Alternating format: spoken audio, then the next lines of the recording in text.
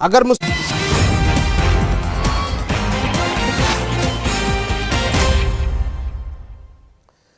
इस वक्त बुलडोजर के बारे में धर्म देखकर बातें हो रही हैं। कोई कहता है जहांगीरपुरी में बुलडोजर मंदिर तक भी गया, कोई कहता है बुलडोजर सिर्फ मस्जिद तक गया। बुलडोजर आखिर आज कहां कहां पहुंचा? बुलडोजर ने किसे तोड़ा, किसे छोड़ा? किसके घर पर बुलडोजर चला, किसके घर पर नहीं? पिछले 8 घंटों से व्हाट्सएप पर, फेसबुक पर बुलडोजर ही बुलडोजर चल रहा है। बुलडोजर ट्विटर पर भी टॉप ट्रेंड कर रहा है। हर कोई अपने अपने हिसाब से बातें करता है।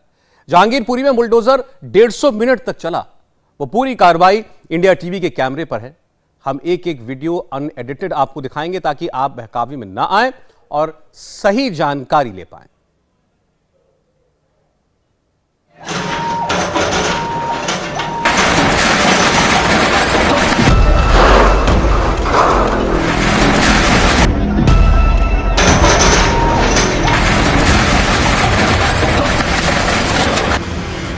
जहांगीरपुरी की जामा मस्जिद का अवैध निर्माण तोड़ दिया गया।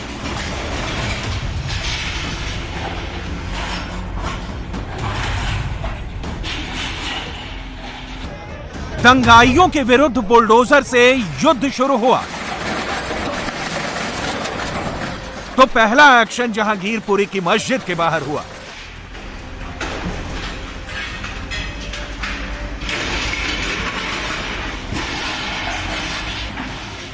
फर्स्ट राउंड में अतिक्रमण पर बुलडोजर चला, नेक्स्ट राउंड में दंगाइयों पर बुलडोजर दौड़ेगा।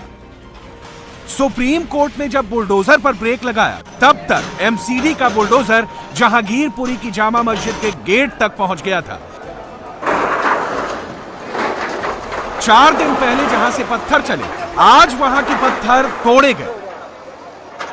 ये वही मस्जिद है जिसके सामने पूरा बवाल हुआ था और यहीं से पत्थर चलने की तस्वीरें आई थी। लेकिन जो सड़क पर दुकानें हैं उनको तोड़ने के आदेश मिलने के बाद अतिक्रमण के खिलाफ ये कार्रवाई की जा रही है और जेसीबी लगातार काम कर रही है। मस्जिद के दरवाजे के बाहर जो दीवारें बनी थी उन्हें तोड़ा जा रहा है। ये गेट बिल्कुल सड़क पर बनाया गया था, उसी गेट को तोड़ा गया है। मस्जिद का मेन गेट आगे की तरफ है, वहां से लगभग 10 फीट आगे तक ये बरामदा बनाया गया है और इस बरामदे में इस गेट को तोड़ा जा रहा है। और अब गेट के सामने जो दीवार है उसे बुलडोजर ने तोड़ दिया है। तो इस वक्त की सबसे बड़ी तस्वीर ये है कि मस्जिद के बाहर, मस्जिद पर कोई अतिक्रमण की कार्रवाई नहीं हुई है, लेकिन मस्जिद के गेट के बाहर जो दीवारें बनाकर दुकानों के लिए कवरेज करने की कोशिश थी, उस दीवार को यहां तोड़ दिया गया है। पुलिस वाले, ladies police, paramilitary force, drone कैमरे और 9 बुलडोजर के साथ एमसीडी ने एक्शन शुरू किया। तो करीब 2 घंटे तक ताबड़तोड़ कार्रवाई हुई। चप्पे चप्पे पर पुलिस तैनात हुई, ड्रोन से निगरानी रखी गई। एमसीडी की टीम ने 5 दस्ते बनाकर अतिक्रमण हटाने की कार्रवाई की। सुबह से बुलडोजर की कार्रवाई एमसीडी के द्वारा की जा रही थी, लेकिन अभी फिलहाल उस कार्रवाई पर रोक लगा दी गई है। तकरीबन 2 घंटे से ज्यादा तक एमसीडी का ये बुलडोजर जहांगीरपुरी के कुशल चौक से लेकर सी ब्लॉक तक तमाम अवैध कब्जों को हटाता रहा। वो सारे अवैध कब्जे जो कि चाहे वो घर के बाहर थे, दुकान के बाहर थे, चाहे उसमें घरों की सीढ़ियां थी जो घर के बाहर बनाई गई थी, उन सारी चीजों पर ये बुलडोजर चलता रहा। सुबह 10 बजे से एमसीडी का ये बुलडोजर एक्शन मोड में आया था और लगभग 12:15 से 12:30 तक ये बुलडोजर चलता रहा। जब सुप्रीम कोर्ट का आदेश आया उसके बाद ही ये कार्रवाई पूरी तरह रुकी और सड़क पर अवैध तरीके से जिन लोगों ने दुकानें लगाई थी, जिन लोगों की रेहड़ियां थी, एक एक करके उन सबको यहां से हटाया गया। 2 घंटे के अंदर अंदर जहांगीरपुरी के कुशल चौक, सी ब्लॉक और डी ब्लॉक के बीच की सड़क से सारा अतिक्रमण साफ कर दिया गया।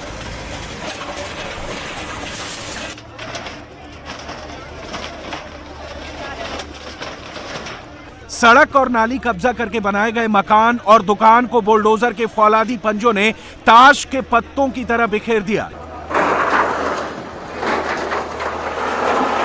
मगर आज की सबसे पावरफुल इमेज ये है।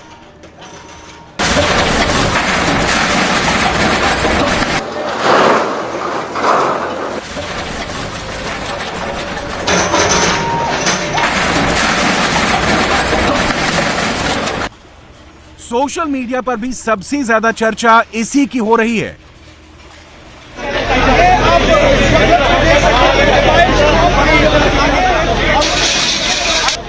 बुलडोजर ने जहांगीरपुरी की जामा मस्जिद के आउटर गेट को तोड़ा तो उस पर सबसे ज्यादा बवेला मचा।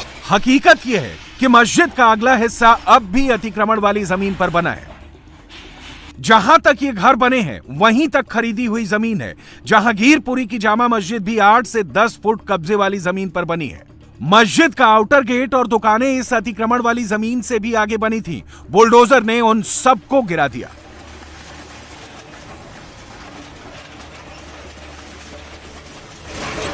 मेरे कैमरामैन थोड़ा सा इधर आए तो ये आगे का हिस्सा है और अगर आप देखेंगे तो ये असल में दुकान और ये मस्जिद का हिस्सा यहां सड़क पर आगे बढ़कर बना है, लेकिन फिलहाल उसके खिलाफ कार्रवाई नहीं की जा रही है क्योंकि आप घर देखेंगे तो ये घर इस सड़क की हद है, लेकिन ये घरों से आगे जितना भी आप 15 फीट का कंस्ट्रक्शन देख रहे हैं जिस पर ये मस्जिद बनी हुई है, ये मस्जिद लगभग 8 से 10 फीट आगे बढ़कर बनी हुई है, लेकिन मस्जिद पर नहीं, कमर्शियल स्ट्रक्चर पर जरूर यहां एक्शन लिया जा रहा है।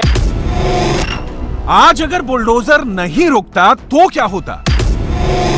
अगर सुप्रीम कोर्ट ब्रेक नहीं लगाता तो क्या होता? दंगे के 4 दिन बाद जहांगीरपुरी में बुलडोजर आया तो सबको यही लगा कि दंगाइयों के खिलाफ एक्शन शुरू हो गया है।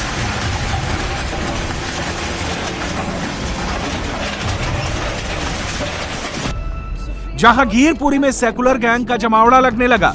कुछ लोगों ने तो इसे सीधे सीधे मुसलमानों के खिलाफ कार्रवाई बता दिया। सुप्रीम कोर्ट के आदेश पर बुलडोजर रुका तो खूब तालियां बजी। सच्चाई यह है कि अभी तक किसी भी क्रिमिनल पर, किसी भी दंगाई पर बुलडोजर नहीं चला है। अभी तो सिर्फ अतिक्रमण को साफ किया गया है, सड़क पर से कबाड़ हटाया गया है और फुटपाथ पर से खोखे साफ किए गए हैं। ये कुशल चौराहा वही चौराहा है जहां पर हिंसा भड़की थी। फिलहाल एमसीडी की तरफ से ये अवैध अतिक्रमण हटाने की कार्रवाई की जा रही है। 9 बुलडोजर लाए गए हैं और खुद मेयर राजा इकबाल की देखरेख में ये सब काम हो रहा है। फिलहाल आप तस्वीरें देख सकते हैं कि ये यहाँ पर बुलडोजर पहुंचा है। कैमरा पर्सन से कहूंगा कि ड्राइवर से हम बात करने की कोशिश करते हैं और उनसे भी बात करें। ये देखिए बाबूजी, किस तरह की कार्रवाई है, क्या आदेश है आप लोगों के पास? हमारे पास अवैध सामान उठाने के लिए, अवैध सामान उठाने के लिए अतिक्रमण हटवाएंगे साहब? हाँ जी। देखिए बिल्कुल अतिक्रमण जो है वो हटाने के लिए बुलडोजर यहाँ पर लाया गया है। मस्जिद के पास बुलडोजर चला तो मंदिर का अतिक्रमण भी निशाने पर आ गया। मंदिर वालों ने अपने हाथों से अतिक्रमण हटाना शुरू कर दिया। अंसार, असलम, सलीम चिकना, सोनू, गुलाम रसूल और गुल्ली और आहिर हनुमान जयंती के दिन हुए दंगों के मुख्य आरोपियों की दुकान या संपत्ति पर अभी बुलडोजर नहीं चला है, लेकिन चलेगा जरूर।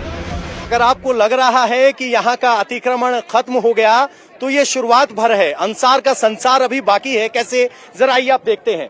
जिस दुकान को अवैध बताकर तोड़ा गया है उसके आगे की तस्वीर जरा आप देखिए। चूंकि आज सुप्रीम कोर्ट का आदेश आ गया और उसके बाद अवैध निर्माण पर कार्रवाई को रोक दिया गया, लेकिन जैसे ही आप आगे बढ़ेंगे इस दुकान से आगे आपको तस्वीरें दिखाते हैं। ये इलाका भी, अब ये देखिए, अगर ये सड़क 4 लेन की है तो सिर्फ 1 लेन खाली है, दूसरी लेन पर हल्की फुल्की पार्किंग है और बाकी ये सामान और अतिक्रमण अभी भी है। अगर आप थोड़ा सा आगे आएंगे तो पुलिसकर्मी यहाँ बैठे हुए हैं। आप बैठे रहिए, कोई दिक्कत नहीं, आप ड्यूटी कर रहे हैं।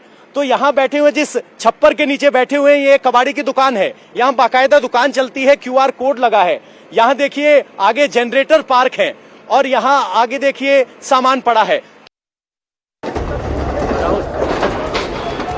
अंसार के संसार में आज खलबली मची है। कबाड़ का उसका कारोबार हिल गया है। अंसार खुद क्राइम ब्रांच की कस्टडी में है और उसके अड्डे पर 2 घंटे तक बुलडोजर दौड़ा है। आज शुरुआत हुई है। सुप्रीम कोर्ट ने स्टे दिया है जो अस्थायी नहीं है। कार्रवाई तो होगी क्योंकि सबूत पक्के हैं। जहांगीरपुरी दंगे के 5 आरोपियों के खिलाफ NSA लगा है, बाकी भी कतार में खड़े हैं। जहांगीरपुरी का मुख्य दंगाई है अंसार। तो चलिए पहले अंसार की ही क्राइम कुंडली खोलते हैं। अंसार वो शख्स है जिसका नाम दंगे की एफआईआर में सबसे पहले आया। अंसार ने ही सबसे पहले शोभा यात्रा में शामिल लोगों से बहस की थी और 4 साथियों के साथ उस पर हमला किया था। अंसार मूल रूप से पश्चिम बंगाल के हल्दिया का रहने वाला है और मेवात के नूह में उसकी रिश्तेदारी है। अंसार के क्राइम डोजियर का पहला पन्ना दिल्ली पुलिस ने 20 फरवरी 2009 को तैयार किया था। उसके बाद उसकी क्राइम फाइल मोटी होती गई। 2009 में अंसार को चाकू के साथ गिरफ्तार किया गया था। अंसार पर आर्म्स एक्ट की धारा लगाई गई थी। 2011 से 2019 के बीच में अंसार पर गैम्बलिंग एक्ट के 3 मुकदमे दर्ज हुए।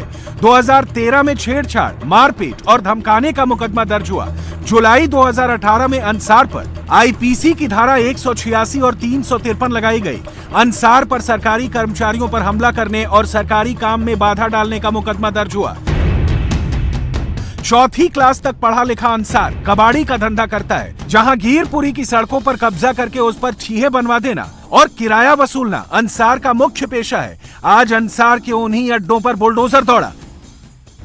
इस वक्त हम जहांगीरपुरी के सी ब्लॉक के मेन रोड पर हैं और यहीं अतिक्रमण के खिलाफ कार्रवाई की गई। जब तक सुप्रीम कोर्ट का आदेश नहीं आया तब तक ये कार्रवाई की गई थी।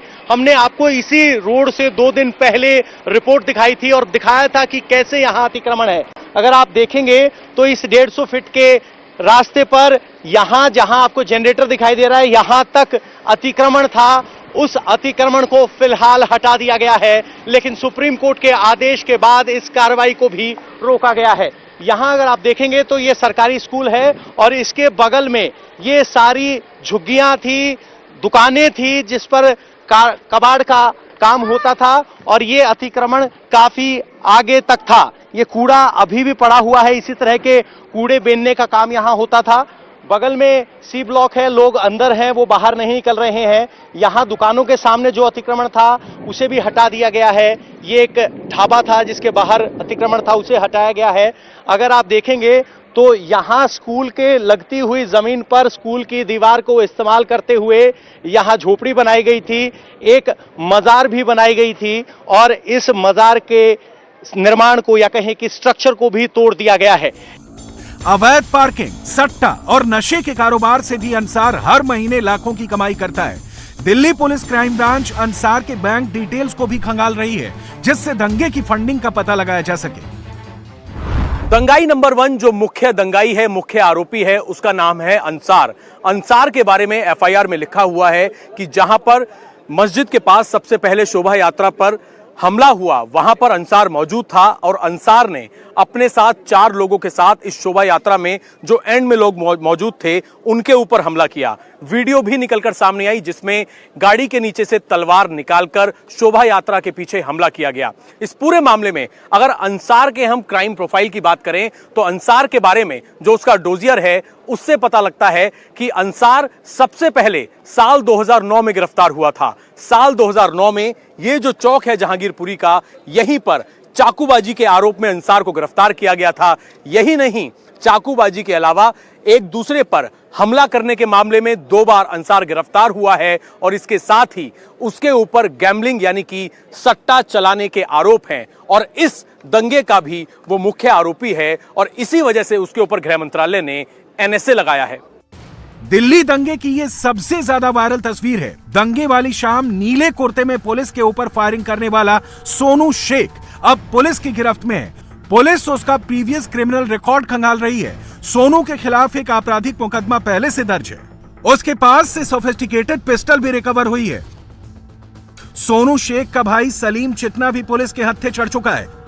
16 अप्रैल की शाम जहांगीरपुरी मस्जिद के आगे हुए दंगे में सबसे ज्यादा एक्टिव सलीम चिकना ही था। इंडिया टीवी के पास दंगाई सलीम चिकना का डोजियर भी मौजूद है। सलीम चिकना पर रासुका क्यों लगाया गया, इसके पूरे सबूत हैं।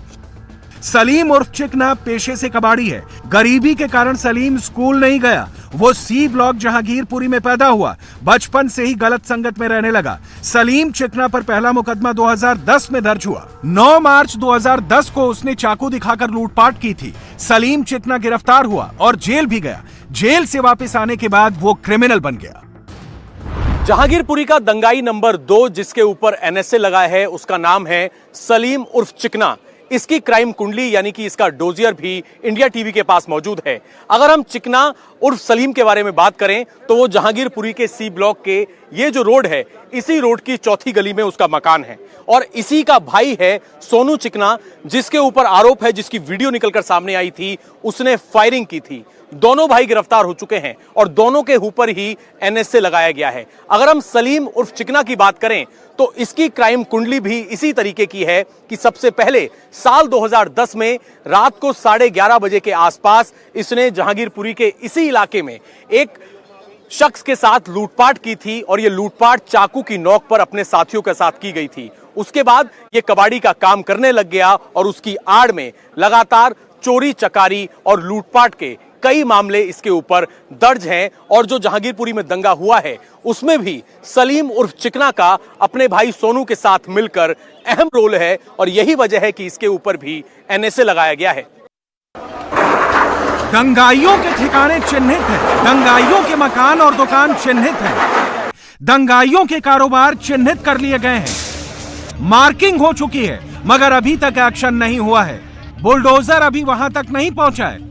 अगर सुप्रीम कोर्ट का स्टे नहीं आता तो बुलडोजर आगे बढ़ता, मगर आज बुलडोजर को मस्जिद की गेट से ही लौटना पड़ा। होम मिनिस्ट्री ने जिन 5 दंगाइयों पर एनएसए लगाया है उनमें शामिल एक और दंगाई का नाम है आहिर उर्फ आहिद। आहिर जहांगीरपुरी के सी ब्लॉक का रहने वाला है। डोजियर के मुताबिक आहिर भी अंसार की तरह मूल रूप से बंगाल के हल्दिया जिले का है। 38 साल के आहिर के परिवार में माँ बाप, 3 भाई और उसके अपने 3 बच्चे हैं। आहिर पहले मजदूर का काम करता था। 2016 में वो अवैध शराब का धंधा करने लगा। 2016 में ही जहांगीरपुरी थाने में उसके खिलाफ मुकदमा दर्ज हुआ। अवैध शराब के केस में आहिर को जेल भी हुई। 16 अप्रैल को हनुमान शोभा यात्रा पर पथराव करने में आहिर सबसे आगे था, इसलिए उस पर रासुका लगाया गया है। जहांगीरपुरी का दंगाई नंबर 3 आहिर उर्फ आहिद, इसके ऊपर भी गृह मंत्रालय की तरफ से एनएसए लगाया गया है और उसकी वजह यही है कि जब मस्जिद के पास से शोभा यात्रा पर लगातार पीछे से हमला हुआ, उसमें इसका भी अहम रोल था और ये दंगे में बहुत ज्यादा एक्टिव था। इसका डोजियर और इसकी क्राइम कुंडली भी हमारे पास मौजूद है। अगर इसकी क्राइम कुंडली पर नजर डालें तो वैसे ये लेबर का काम करता है और पढ़ा लिखा नहीं है, लेकिन गलत संगत में आने के बाद जहांगीरपुरी का ये सी ब्लॉक जो इलाका है, यहीं का ये रहने वाला है और इसके ऊपर आरोप है कि जब इसे कोई काम धंधा नहीं मिला तो उसके बाद लेबर की आड़ में ये शराब की तस्करी करने लग गया और अवैध तरीके से शराब को इलाके में डिस्ट्रीब्यूट करने लग गया, जिसकी वजह से इसकी कई बार गिरफ्तारी हो चुकी है और आए दिन छोटे मोटे झगड़ों में भी इसका रोल सामने आया है। और जहांगीरपुरी में जो दंगे हुए उसमें भी आहिर उर्फ आहिद जो है मस्जिद के पास मौजूद था और इसके ऊपर शोभा यात्रा से निकल रहे लोगों पर हमला करने का गंभीर आरोप है। इंडिया टीवी रिपोर्टर अभय पराशर के पास एक और दंगाई की क्राइम कुंडली मौजूद है। ये है गुलाम रसूल उर्फ गुल्ली। गुल्ली ने हनुमान जयंती की शोभा यात्रा के दौरान दंगा किया था। 16 अप्रैल को गुल्ली इसी भीड़ में मौजूद था और पत्थर चला रहा था। उस पर एक आरोप यह भी है कि उसने असलम और सोनू चिकना को पिस्टल सप्लाई किया था। गुल्ली की फाइल भी अब क्राइम ब्रांच के पास है। जहांगीरपुरी दंगे में एक वीडियो सामने आई जिसने सबके रोंगटे खड़े कर दिए और इस वीडियो में सोनू चिकना नाम का एक शख्स फायर करता हुआ नजर आ रहा था। जब इसकी तलाश की गई, इसकी गिरफ्तारी की गई तो इसकी निशानदेही पर एक और मुख्य आरोपी को पकड़ा गया जिसका नाम है गुल्ली और ये वो शख्स है जिसके ऊपर आरोप है कि ना केवल सोनू चिकना और इसके अलावा असलम, जिसने फायरिंग की थी और असलम की एक गोली पुलिसकर्मी को लगी थी, इस गुल्ली के ऊपर आरोप है कि इसने ही हथियार सप्लाई किए थे। इसकी क्राइम कुंडली यानी कि इसका डोजियर जो इसका आपराधिक रिकॉर्ड है वो भी इंडिया टीवी के पास मौजूद है। इसके बारे में जानकारी मिली है कि वैसे तो ये लेबर का काम करता था, लेकिन गलत संगत में आने के बाद इसके ऊपर कई सारे इस तरीके के आरोप हैं कि ये डे लाइट बर्गलरी यानी कि जो घर बंद होते थे उनमें लॉक पैड के जरिए उनके ताला तोड़कर वहां पर चोरी किया करता था और उसके बाद चोरी का सामान आगे बेच दिया करता था, जिस वजह से इसकी कई बार गिरफ्तारी हुई है। अब इसके ऊपर यह आरोप है कि इसने जहांगीरपुरी हिंसा में जो फायरिंग हुई है उसमें अवैध हथियार इसने सप्लाई किए थे। इसी को लेकर अब इससे भी पूछताछ की जा रही है। गुलाम रसूल उर्फ गुल्ली भी जहांगीरपुरी सी ब्लॉक का रहने वाला है। गुल्ली पहले मजदूरी करता था, बाद में घरों में चोरी करनी शुरू कर दी। गुल्ली डे लाइट बर्गर है, यानी बंद घरों में घुसकर चोरी करता है। गुल्ली मेन गेट से घरों में घुसता है और मेन गेट से ही निकलता है। घरों का ताला तोड़ने के लिए वो लॉक पैड साथ रखता है और साथियों के साथ मिलकर चोरी को अंजाम देता है। 2017 और 2020 में गुल्ली पर चोरी करने का मुकदमा दर्ज हुआ था। दिल्ली पुलिस क्राइम ब्रांच ने जहांगीरपुरी थाने और आसपास के दूसरे थानों की फाइलें खंगाल ली हैं। पश्चिम बंगाल के हल्दिया और मेवात के नूह से भी इंफॉर्मेशन जुटा ली गई है। दिल्ली दंगे के करीब 300 वीडियो पुलिस के पास मौजूद हैं, जिसका एक एक फ्रेम देखा जा रहा है। आज बुलडोजर चला है, शुरुआत हुई है, कार्रवाई अभी खत्म नहीं हुई है। जहांगीरपुरी में बुलडोजर चला और इसके बाद नेताओं का सियासी भ्रमण शुरू हो गया। थोड़ी देर पहले असदुद्दीन ओवैसी स्पॉट पर पहुंचे, करीब 5 मिनट तक भीड़ के बीच दिखे, लोगों से मिले और 3 मिनट तक कैमरे पर बात की। मकसद साफ है, ओवैसी का वहां जाना और चुन चुनकर अपनी बात कहना उनके पॉलिटिक्स को सूट करता है। लेकिन ओवैसी इकलौते ऐसे नेता नहीं है। दिल्ली का जहांगीरपुरी नया पॉलिटिकल बैटल ग्राउंड बन चुका है। राहुल गांधी विदेश में बैठकर ट्विटर पर मोदी विरोधी बुलडोजर चला रहे हैं। अखिलेश लखनऊ से बुलडोजर कर रहे हैं। ऐसा लग रहा है कि पूरा का पूरा एंटी मोदी पॉलिटिकल इकोसिस्टम इस वक्त बुलडोजर पर सवार है। आधा एजेंडा मोदी विरोधी नेता चला रहे हैं और उस एजेंडे वाली आग में घी डालने का काम मौलाना ब्रिगेड कर रही है।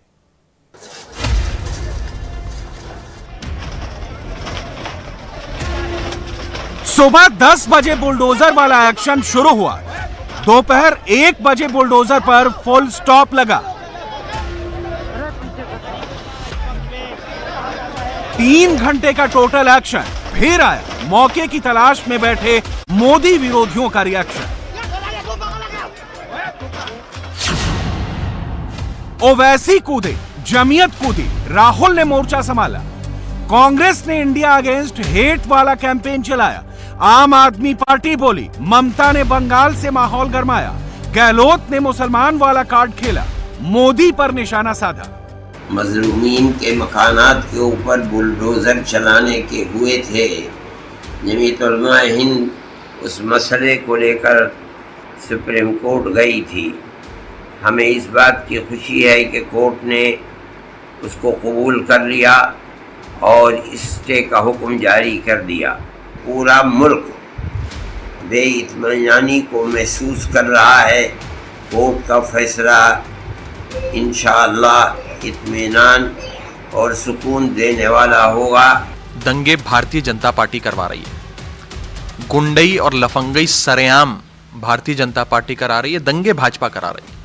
और ये आज जो बुलडोजर की बात कर रहे हैं, अगर भारत देश में दंगे रोकने हैं तो भारतीय जनता पार्टी के हेडक्वार्टर्स पे, उनके मुख्यालय पर बुलडोजर चलाइए। मुख्यमंत्री हो, प्राइम मिनिस्टर हो, मंत्री हो या कोई विधायक हो या एमपी हो, जो राजनीति में है, उल्टी गंगा बह रही है।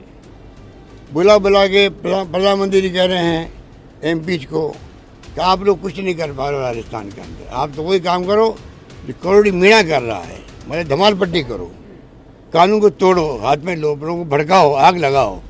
ये अगर प्रधानमंत्री जी कह रहे हैं, मैंने जो सुना है, सच्चे आप मालूम कीजिए, आप मीडिया वाले हो, कि आप करोड़ी मीणा कर रहा वो कहिए। मंदिर, मस्जिद, गुरुद्वारा, गिरजा, all are together, and we the people all are together, just like our body, hands, legs, kidney, liver, all functions together. Like this, all the community and all the people are together, so there is no division. ये जो reaction आपने सुने, इसका सीधा सा मतलब ये है कि दिल्ली दंगा भूल जाओ, बुलडोजर वाले एक्शन की बार बार याद दिलाओ। जिस वक्त दंगे हो रहे थे, उस वक्त ये सारे चेहरे खामोश बैठे थे, कोई कुछ नहीं बोल रहा था। अगर भारत देश में दंगे रोकने, मगर जैसे ही बुलडोजर ने रफ्तार पकड़ी, सारे मोदी विरोधी दाना पानी लेकर अपने एजेंडे के साथ मैदान में कूद पड़े। जो कुछ भी हो चुका है, ये तुर्कमान गेट 2022 है। तो आप एक कलेक्टिव पनिशमेंट दे रहे हैं और आप क्रूरल्टी का मुजाहरा कर रहे हैं और गरीबों को बेघर कर रहे हैं, उनको उनके रोज़गार से महरूम कर रहे हैं। मैं तो सिर्फ आपको कहूँगा कि गरीब की तकलीफ़ और उसके हाय से डरिए आप, क्योंकि जब गरीब बेबस होकर तड़पता है ना, तो हमको ये बतलाया गया कि खुदा की कुदरत जोश में आ जाती है। आपने मस्जिद के सामने की मलगियों को तोड़ दिया, शॉप्स को, मंदिर के सामने जो क्यों नहीं तोड़ा आपने? ये टारगेटेड डेमोलिशन है। तो एक कम्युनिटी को कलेक्टिव पनिशमेंट दिया जा रहा है, ये विजिलेंटी जस्टिस है, मैं इसको कंडेम करता हूं। उनका जुल्म एक ही है कि गरीब हैं। और मैंने जो पहले कहा था वो ये है कि बुलडोजर चलेगा अंसार पर, अहमद पर, बुलडोजर नहीं चलेगा अर्जुन पर और अजय पर। यह फर्क है, ये समझने की जरूरत है कि बुलडोजर इस देश में चल रहा है तो अहमद और अंसार पर चल रहा है। सब के सब बुलडोजर चलने के इंतजार में थे। ये बुलडोजर ही तो मोदी के सियासी दुश्मनों का नया बहाना है। एक ऐसा नैरेटिव क्रिएट करने की कोशिश हो रही है मानो पत्थर धर्मनिरपेक्ष हो गया और बुलडोजर कम्युनल हो गया। राहुल को ही लीजिए, संविधान की कॉपी लगाई, साइड में बुलडोजर की इमेज चिपकाई और बिना कॉमा, बिना फुल स्टॉप के सीधा अटैक मोदी पर किया। इस कार्रवाई को स्टेट स्पॉन्सर टेरर बता डाला। कांग्रेस की ही टाइमलाइन देख लीजिए, दिन भर एक ही हैशटैग घूमता रहा। हर ट्वीट में, हर बात में हिंदुस्तान के संविधान का ही जिक्र हुआ, यानी सीए, एनआरसी हो या बुलडोजर हो, मोदी विरोधी इकोसिस्टम हर जगह संविधान को फिट कर देता है। यह इनका सबसे फेवरेट डायलॉग है। मकसद ही होता है किसी तरह मोदी पर अटैक करो और पॉलिटिकल माइलेज लो। जानबूझकर एक समुदाय विशेष के खिलाफ कार्रवाई की जा रही है। अगर ये कार्रवाई दूसरे मोहल्लों में भी होती है, दूसरे इलाके में भी होती, तो फिर किसी को एतराज़ नहीं था। अवैध ढंग से प्रशासन कार्रवाई कर रहा है और सिर्फ उस इलाके के लोगों को अवैध निर्माण नहीं, अवैध कार्रवाई हो रही है। अवैध कार्रवाई हो रही है और वहाँ के उस क्षेत्र के लोगों को एक तरह से खौफजदा करने का ये प्रयास है। भारतीय जनता पार्टी और संघ परिवार या जहाँ उनकी सरकारें हैं, जिस तरह की कार्रवाई हो रही है, ये ख़तरनाक है। देश के अंदर ये बात अब आमतौर पर कही जा रही है कि गृह युद्ध की तरफ हम लोग जा रहे हैं। दिन भर मुसलमान खतरे में है वाला माहौल बनाया गया। हैरानी इस बात की है कि बुलडोजर तो सबके यहां चला, सबकी अवैध दुकान पर चला, इलाज तो सबका हुआ, लेकिन मोदी से नफरत के चक्कर में विरोधी सेलेक्टिव हो गए। आधा काम नेताओं ने किया, आगे की बागडोर मौलाना ब्रिगेड ने संभाल ली। आपके बाप का कानून है। अरे ये देश का संविधान से चलेगा या तुम्हारी मर्जी से चलेगा? ये गुंडागर्दी कब तक चलेगी? ये तो नया कानून सामने आ गया। अदालत की जरूरत नहीं है, अदालत की कोई जरूरत नहीं है। बुलडोजर मामा और बुलडोजर बाबा फैसले सुना रहे हैं। इन खुराफातियों का क्या इलाज है जो सिर्फ मजहबी चश्मा आंख में लगाए हुए हैं और नफरत कब की जो है आग लोगों के दिलों में लगाते चले जाते हैं। इनका मकसद है कि हिंदुस्तान में रहने वाले लोग हिंदू मुस्लिम के नाम पर, जात पात के नाम पर, मजहब व मिल्लत के नाम पर लड़ते रहें। तो क्या हो गया? क्या किसी कीड़े ने काट लिया आपके? क्या हो गया? जो कार्रवाई मध्य प्रदेश में खरगोन में हुई और जो कार्रवाई यूपी में भी मुख्तलिफ मकामात पर हुई कि किसी का मकान तोड़ दिया गया कि बग़ैर कानूनी इजाज़त के बना था, इसका नक्शा पास नहीं हुआ था, या फला शख्स ने इस घर से ज़्यादती की, ये लाकानूनियत है। दिल्ली में चला बुलडोजर वाला सीक्वेंस, मोदी विरोधी नेताओं का रिएक्शन और मौलाना ब्रिगेड की भड़काऊ स्पीच, सब के सब सेम पिच पर जा रहे हैं।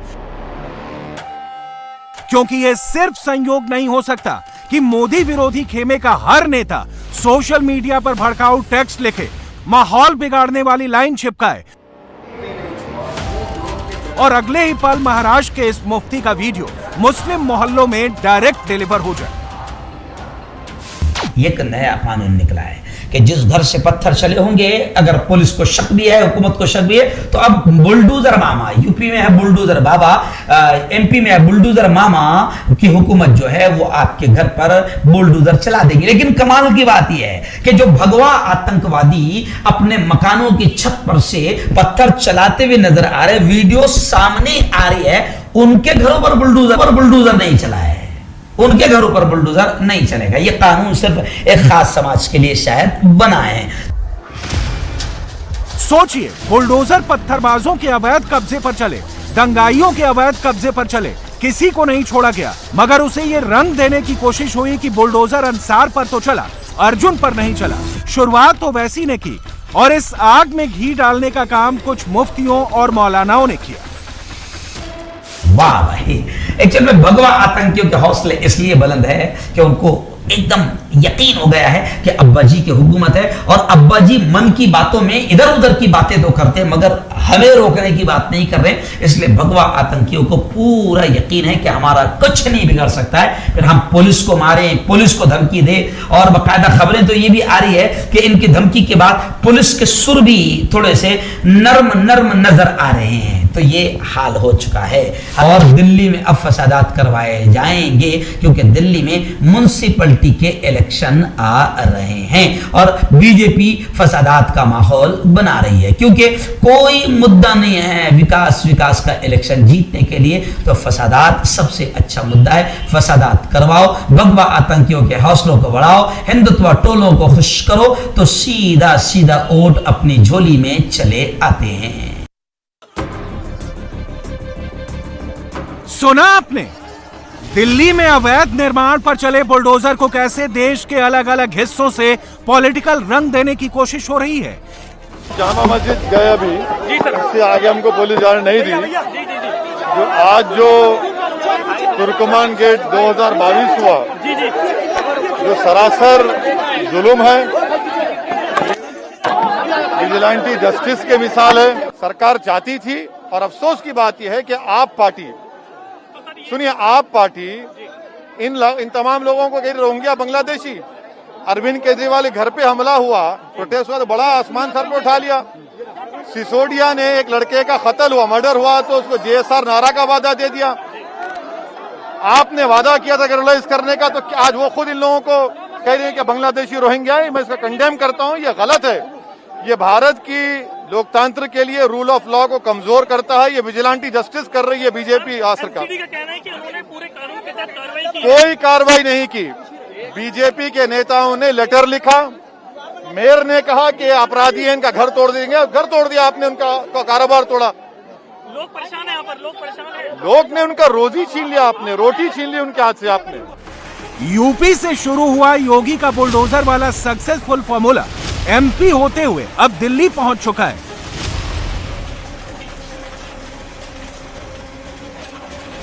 मोदी के सियासी दुश्मनों को इसी बात की तकलीफ है, इसलिए तो मौलाना ब्रिगेड में भी काफी खलबलाहट है। हद तो यह हो गई है कि अब बुलडोजर के बहाने सीधे सीधे हिंदू पक्ष को ही टारगेट किया जा रहा है। सब कुछ ऑन कैमरा रिकॉर्डेड है।